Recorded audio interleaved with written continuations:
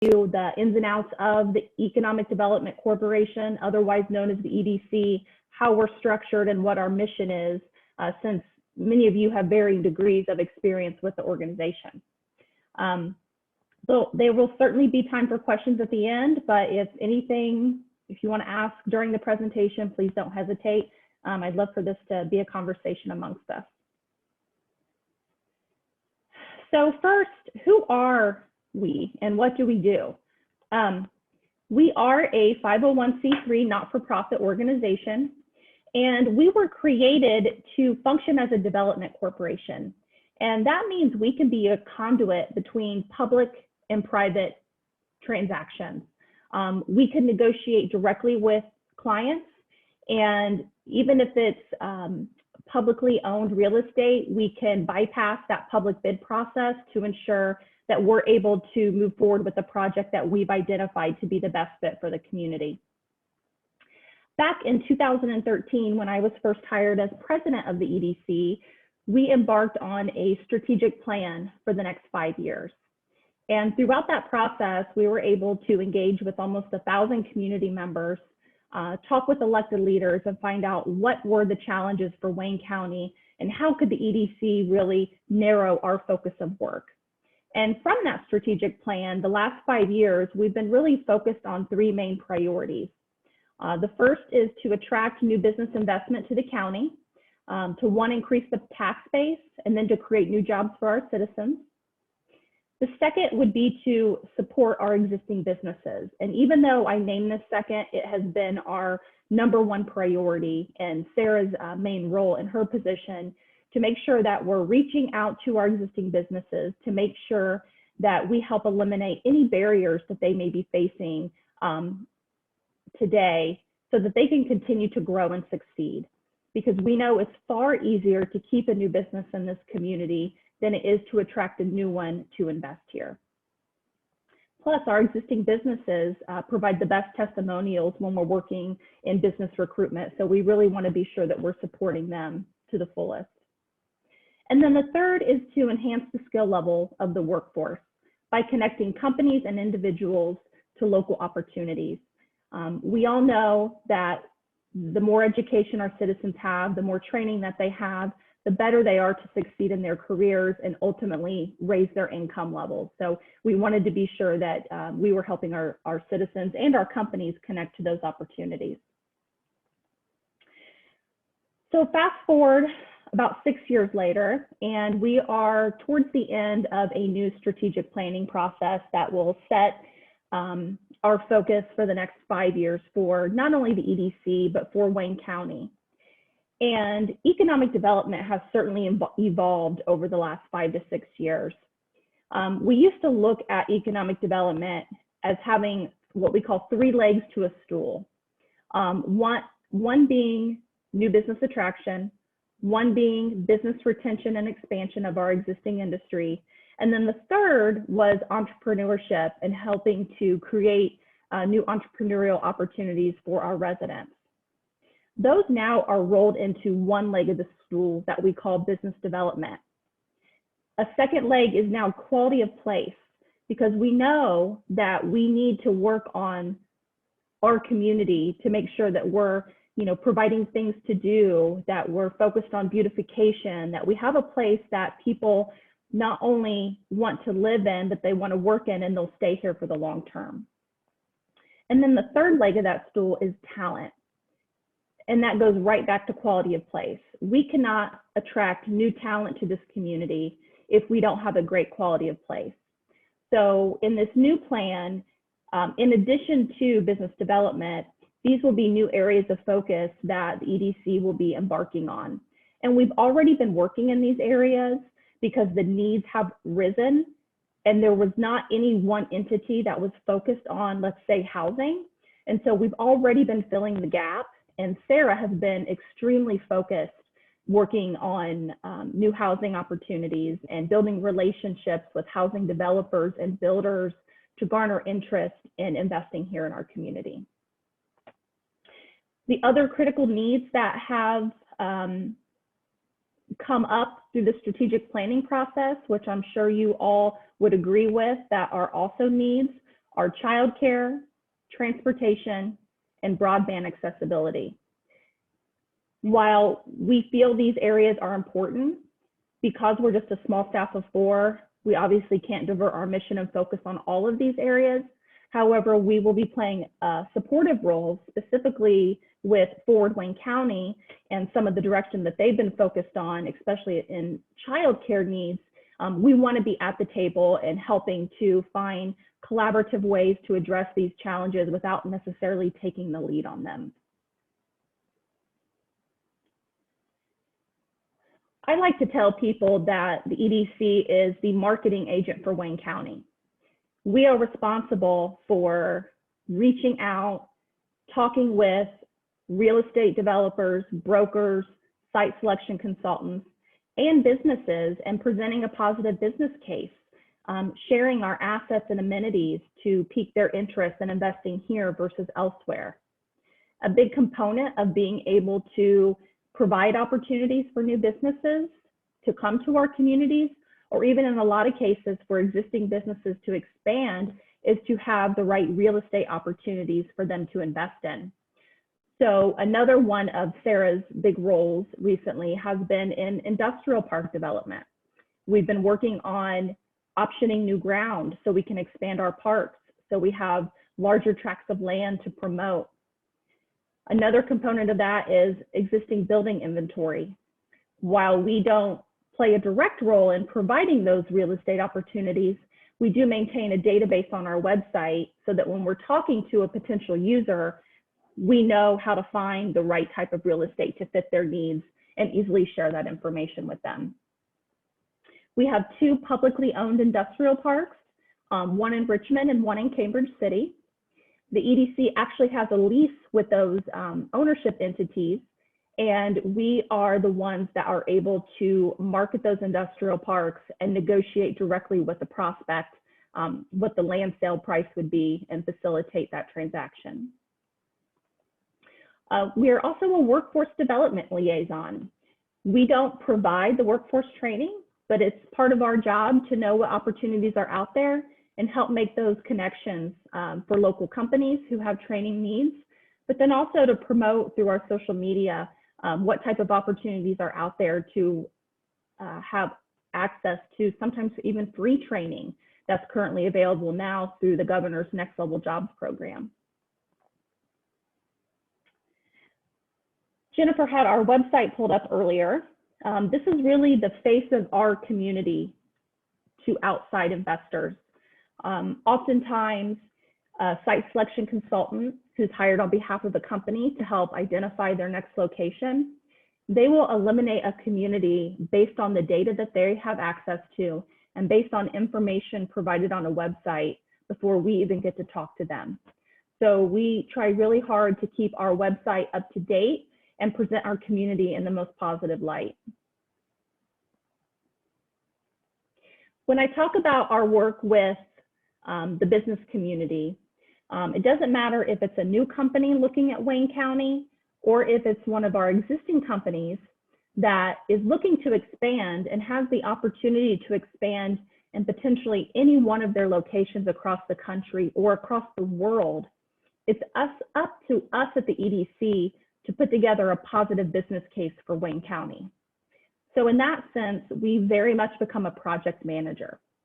So not only are we helping to match them with real estate needs or providing data, but we're working with our utility providers to ensure the infrastructure is there to support that type of business. We're working with local units of governments in some cases to upgrade roads for truck access. We're connecting the workforce training opportunities, and then we're packaging that all up into a business case that oftentimes it's necessary to offer incentives to lure that investment to Wayne County. And I think it's important to note that while it's our job to create these incentive packages and know how to offer the right incentives to companies, the EDC has no authority over the approval of those incentives. We have to go to various boards and elected bodies for their approval based on the jurisdiction in which the company is looking at. So it's very important for us to maintain close working relationships with our local elected officials so that they trust in us that we're bringing them great deals and that they can be confident that these are viable companies that are providing great wages and that are also going to be investing in our community in a very positive way.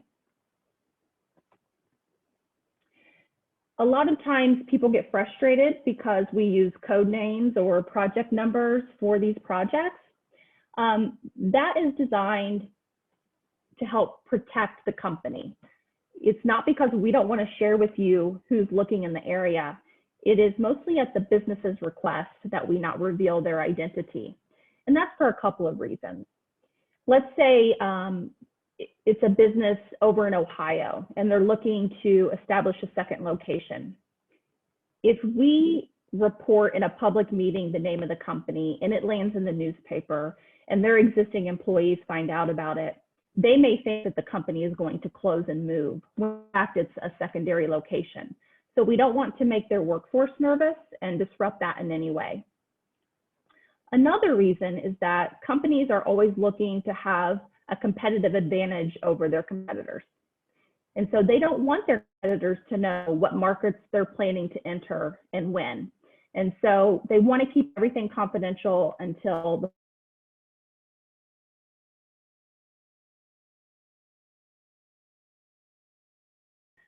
their existing workforce of what they intend to do and where. So just a couple of examples of recent code names. The Big Blue Buffalo project that we worked on for 1.5 years, we referred to as Project Dove. It wasn't until a couple of executive sessions with Richmond Common Council members and the mayor that we were able to reveal in that meeting the name of the company, who they were, and what they were intending to do in Richmond. So that really goes back to our elected officials having trust in the EDC that we're bringing them very viable projects and asking them to fund incentives for. Just a little bit about our governance.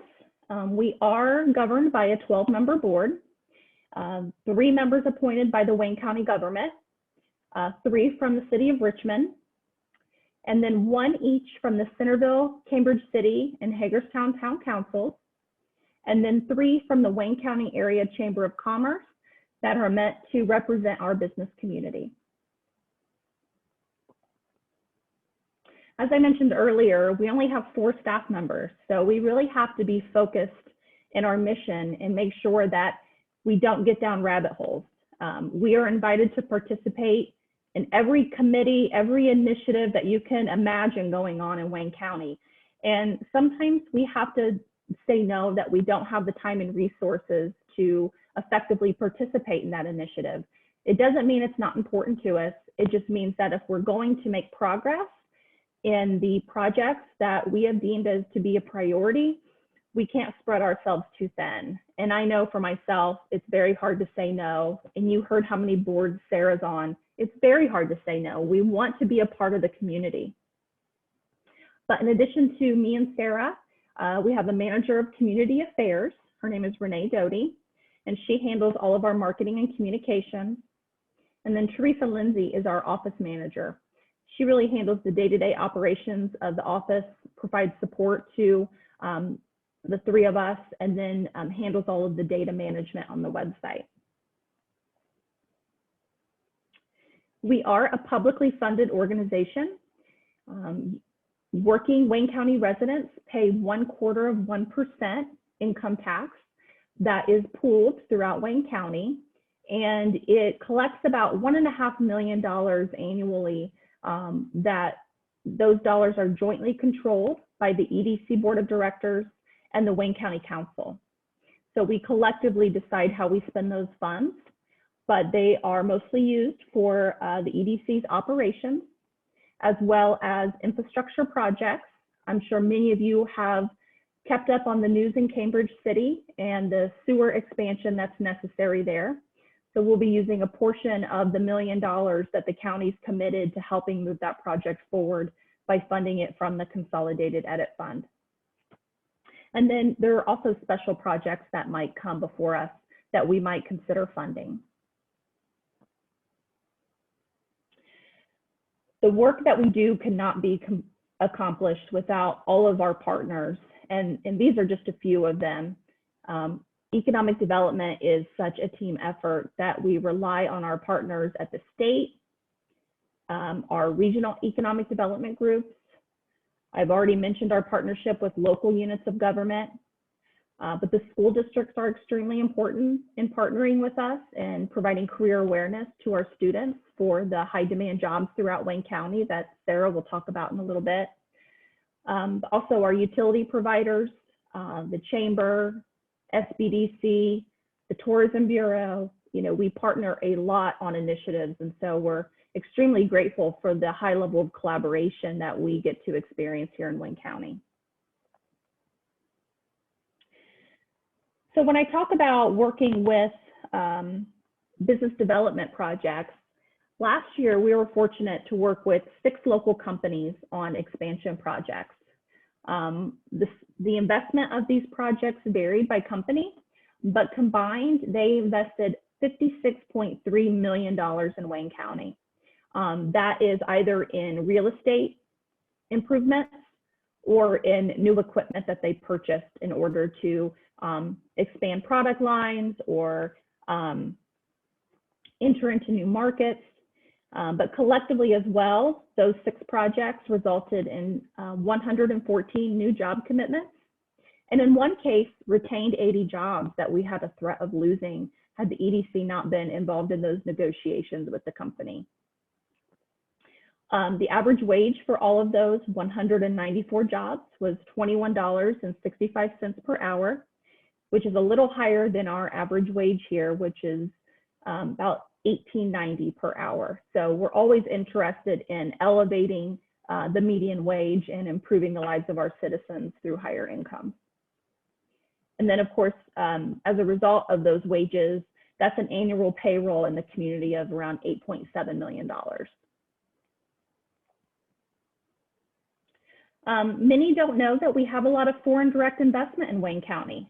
We're home to 6 Japanese companies who are mostly supplying to Honda, Toyota, and Subaru, who are located across the state of Indiana and Ohio.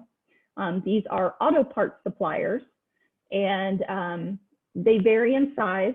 One company has, I think, 5 people, and Suncall is the largest, and I believe they have over 100. So as a result, Richmond Mayor Dave Snow and I, we try to make a trip to Japan every other year. Unfortunately, this was our year to go and we were unable to do so. So we're hoping if things get better, we might be able to go next fall. Other foreign direct investment in Wayne County comes from Mexico, the Netherlands, and Israel. Common incentive programs that we use that EDIT grant often to provide cash grants to companies. That's a great way to provide cash on the front end of a project that can help close the gap if they're acquiring real estate or investing a lot of it in training new employees or even upskilling existing employees. We're able to offer tax abatements on real and personal property. You have to remember that when we give an abatement, it's really just a delay in the capture of taxes because these are not taxes that we had realized before. These are new taxes on new investments. And so we're just deferring the time in which we start to receive income from those taxes paid. Tax increment financing bonds, that's really one of the largest incentive tools that we have in the state. It allows us to issue bonds to companies. So we calculate the tax revenue generated from a project anywhere from a 10-year time period up to a 25-year time period. And we can be a conduit to issue bonds committing those taxes to be paid so that the company can use those bonds as a means of financing. And instead of paying taxes to the jurisdiction, they're actually paying their bond debt. So it's a very effective tool for us to use for really big new attraction projects. And then of course, oftentimes infrastructure improvements are needed within the tax increment financing TIF district. There are some dollars that can be used to reinvest in the TIF district. So in those circumstances, we can draw down on those funds for infrastructure, or we can use that EDIT fund I talked about. And then lastly, workforce development training. We work with our partners at the state and the region to look for various training grants that are available based on state and federal resources at the time. So this year, due to COVID, we really shifted our priorities. When the pandemic hit, the staff and I, we split up a list of our top companies, and we made 50 to 60 calls to our existing businesses to check in on them and to see how they were impacted. In addition to that, we created a resource page. There was so much information flowing out from the state and federal government regarding support programs that we wanted to catalog all of that information to share with our business community so they could easily go to one place and look at what resources that they may be able to apply for to assist them during those trying times. We also were successful in pooling $900,000 for a small business loan fund. We used the existing structure of our Wayne County Revolving Loan Fund and went to other partners such as the EDC with edit funds, Wayne County and city government, and the Economic Growth Group. And we were able to provide 31 businesses with $726,000 loans that were at 0% interest with 6 months deferral to help them have assistance with operating costs when their business was down. We understand that as the pandemic continues on, we need to look at local support since the federal government has not issued another relief package. We're currently in the process of looking at what other programs we can establish to help our hardest hit businesses, especially restaurants going into these winter months. It will be extremely important that we all really try to support our small locally owned restaurants and other small businesses to make sure that they can survive this pandemic. With that, I'm going to let Sarah talk about our work in downtown revitalization. Awesome. So again, thank you, Lynn, for the warm welcome, and Jennifer for inviting us in. Definitely appreciate it. And we are excited to kind of encounter this downtown revitalization as part of our new outreach and support with the local communities. So one of the first steps in that was our acquisition of the former Elder Beerman building.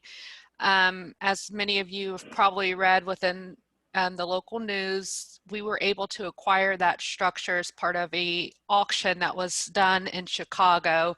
And the EDC was the entity that was holding the title to the building. So we also helped out with not only holding title, but maintenance and utilities and those sort of things. But the intent was that this building not become another large vacant blighted eyesore in the downtown. We wanted to get this into the hands of a good developer and see that this building had a plan to not only be reused and redeveloped, but also maybe be an anchor into the revitalization of the downtown area within Richmond. So we worked with business leaders, community leaders, and elected officials to come up with a plan for the structure, looking at a couple of institutions within Richmond, as well as what were the best uses for the building. We also then worked with a architectural firm to look at how could the building be reused in the most feasible manner, thinking about housing on the second floor and then utilizing it for an institutional use on the first floor and maybe even retail or restaurant.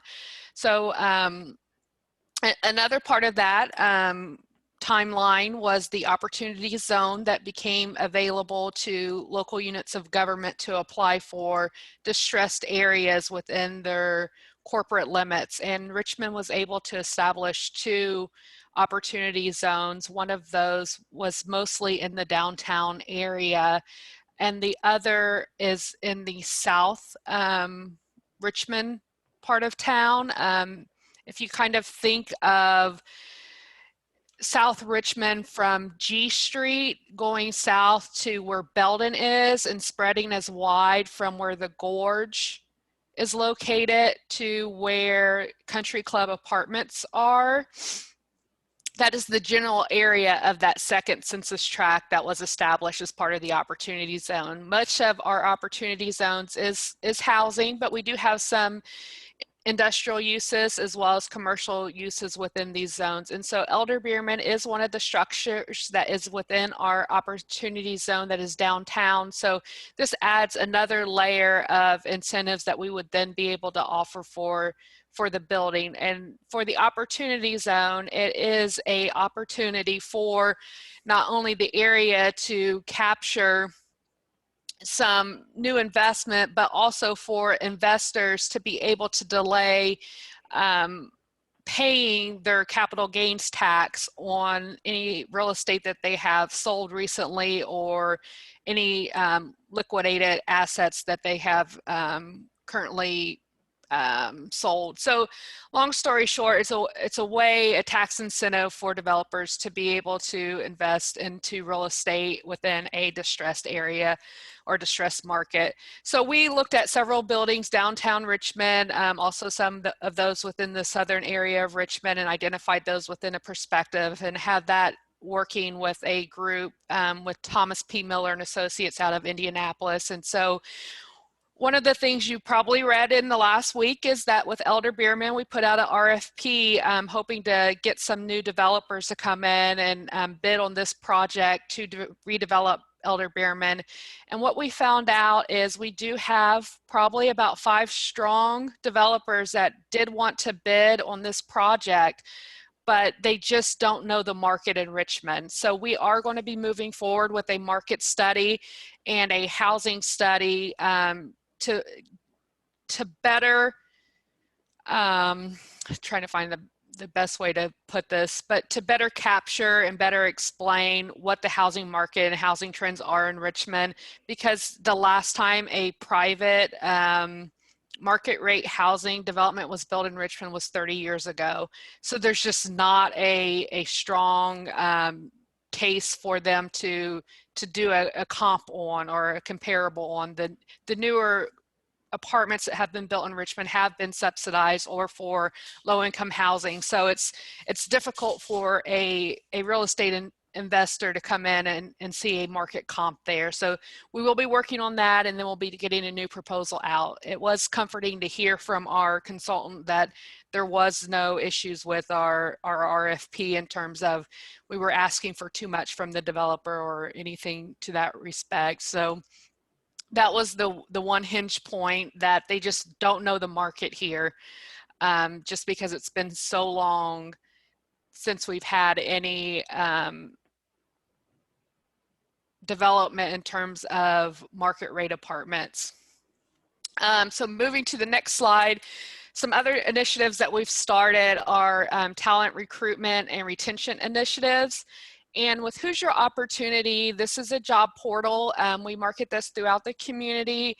We've attended several job fairs and other public events just to kind of let the public know about it, as well as promoting it to all of our local employers. It is a job portal that's available. It's intended to market to our regional workforce to try to keep people interested in regional careers. So rather than going on to Indeed and seeing a zillion applicants, they could see local people wanting to work in local jobs.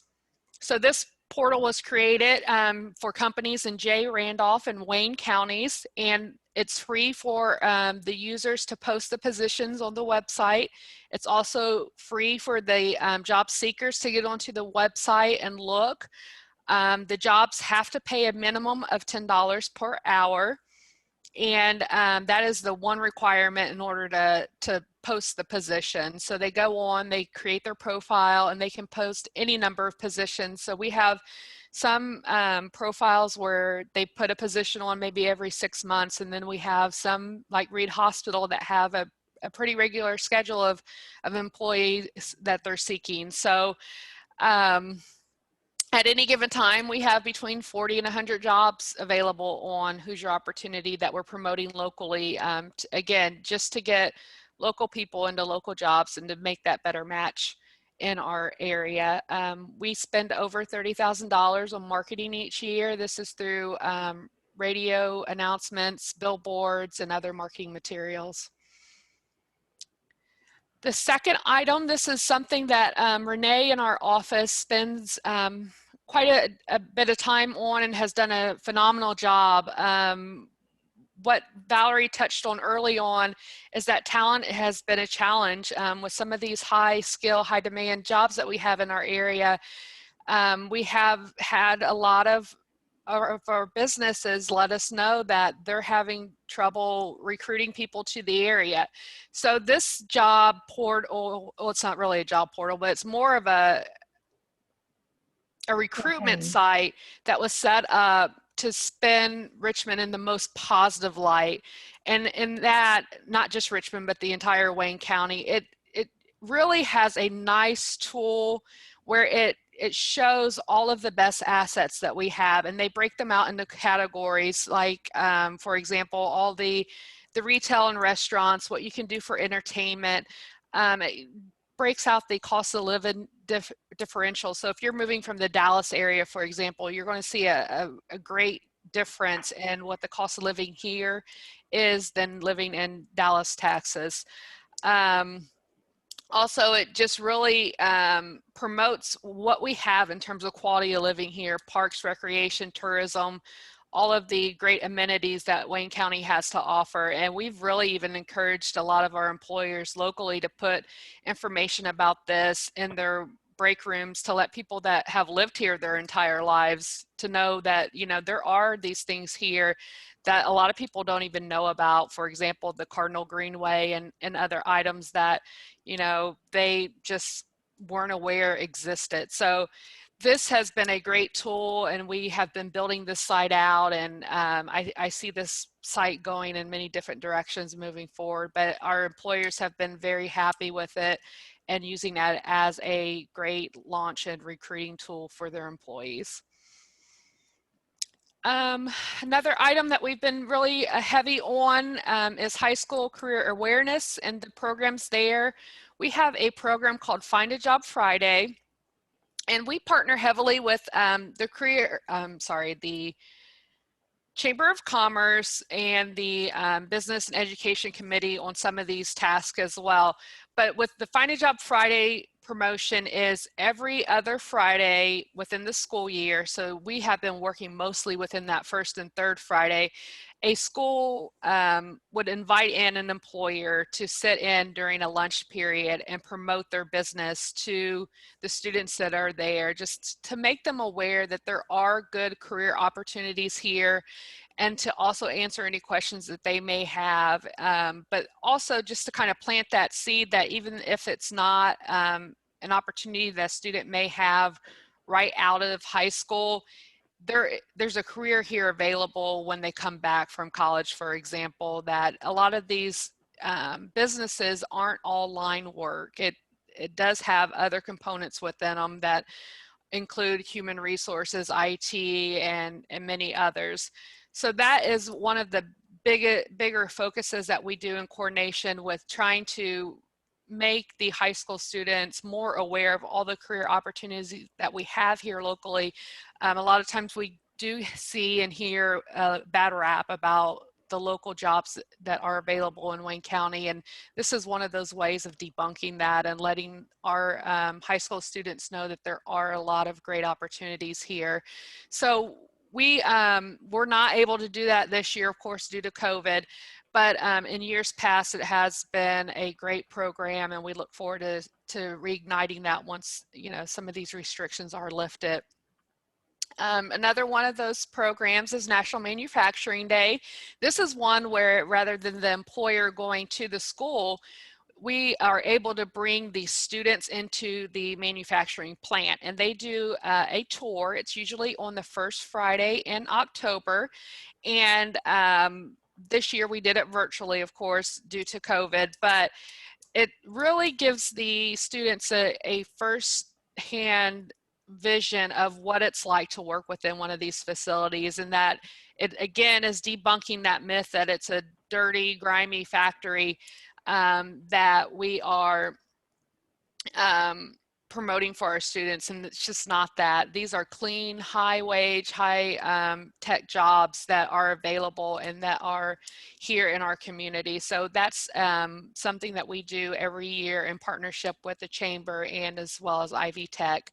Hoosier Opportunity, again, we promote that to the students because the students can go on and build a profile as a job seeker for internships. So we promote that to them as well.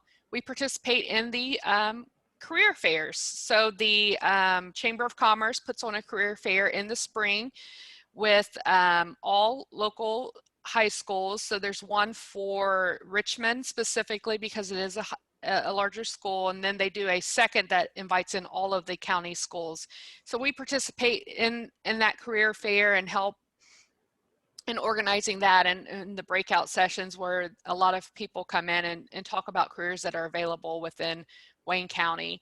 We also do work keys testing within the school systems, and this is a assessment that is done to help test the aptitude of a student. And then what that does is it gives them a criteria that they can, or not a criteria, a certificate that they could then take on and have as part of their resume and application as a nationally recognized certificate, letting them know what their aptitude is to do a certain career path.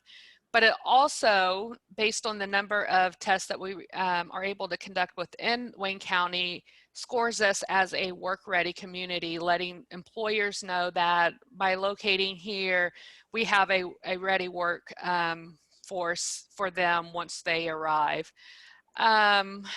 And then we're just always looking for more ways to engage employers in career exploration. We work with the Adult Ed and Excel Center on trying to find new pathways for students as well, and getting them into careers after graduation. Ready for the next one? So as you can tell, economic development is very broad.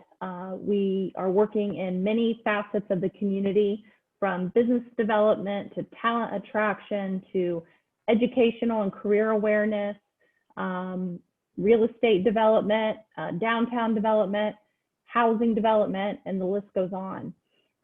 All of this, as I mentioned earlier, is such a team effort. So, the EDC obviously can't do all of this on our own. So we do heavily rely on the coordination and collaboration of all of our partners. And no two projects are the same. We're always learning, we're always developing new skills and connecting pieces of various puzzles in order to bring a deal together. So, everything that we work on, it's not cut and dry in terms of how you obtain a goal. We're always trying to figure it out, so to speak. There are many case studies that we can learn from other communities across the state, across the nation. And so we're always trying to read publications and find out, what's happening elsewhere. But a challenge with that is just because it worked somewhere doesn't necessarily mean it will work here. So we always have to tailor those case studies to Richmond, Wayne County to make sure that we can accomplish the same goal. We just might have a different path to get there. So that's kind of a little bit about the EDC. I know we've kind of talked and talked, so we do have a few minutes for some questions if anyone has any. Val, there is another question in the chat box if you want to pull that up.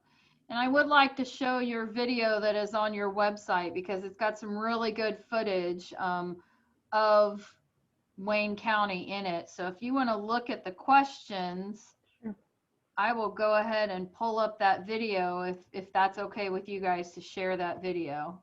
Sure. So let me see. There we go.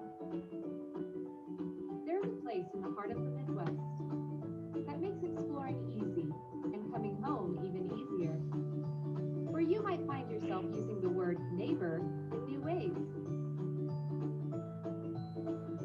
A place where getting lost is one of the best parts of finding your way. A place where teachers and learners come to be a part of a community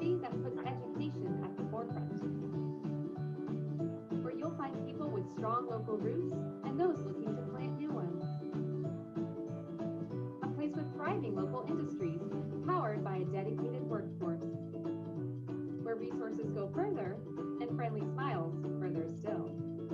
Where exploring is easy, and expanding all sorts of horizons is even easier. Wayne County, Indiana, where your possibilities are wide open.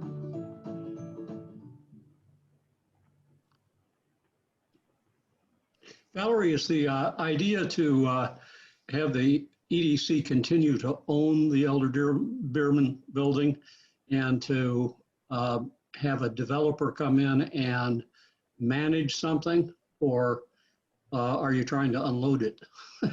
We certainly want to unload it. Okay. We want to get it in the hands of a tax-paying entity that will redevelop the entire property and obviously benefit from it if they're receiving rents from the space that they redevelop.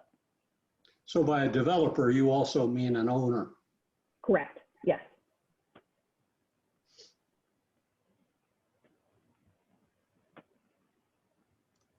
Yeah, we took a chance on it. We knew it wasn't going to turn around and sell immediately. So that's why we work closely with Wayne County government to have a multiple year commitment for maintenance and operating costs while we're holding it. And since we've actually transferred ownership to the city of Richmond, because EDC as a not-for-profit, we weren't able to get tax exempt status because we weren't using it for that purpose. So transferring it from the city will save the government money from paying taxes that we can hold on to and hopefully use to instead incentivize a developer to come in and enhance it. It looks like there was a question that says there's new construction across from Warnley Home. What is the size and purpose of that new construction? I think I know the answer, but I'll let you answer. So the Indiana Municipal Power Agency, which is the entity that RP&L buys its power from, is investing in its 4th solar park in that area.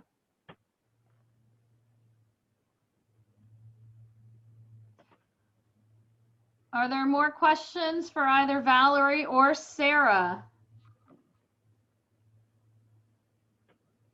I just want to say it was a really good presentation by both of you ladies, very informative. Valerie, with your code names for your project took me back to my old life in television and film when we used to do security titles for high profile shows. We did the same thing in movies. Well, thank you, Tamara. Well, thank you both for joining us. I too found it very, very informative, and I thought I knew all that you were doing, but I still learned something. So we'll give our silent Kiwanis applause. That's what we do on Zoom. You see lots of hands moving. Thank you, ladies, both for joining us. Just as a reminder, next week is Thanksgiving. We will not be having a Kiwanis Zoom meeting, but we will be back the first Friday in December, which is December the 4th. So hopefully everyone can join us for that. We'll have a Kiwanogram sent out with all of our December programs as well. Happy Friday and have a great weekend, everybody. Thank you. Thank you for having us. Thank you.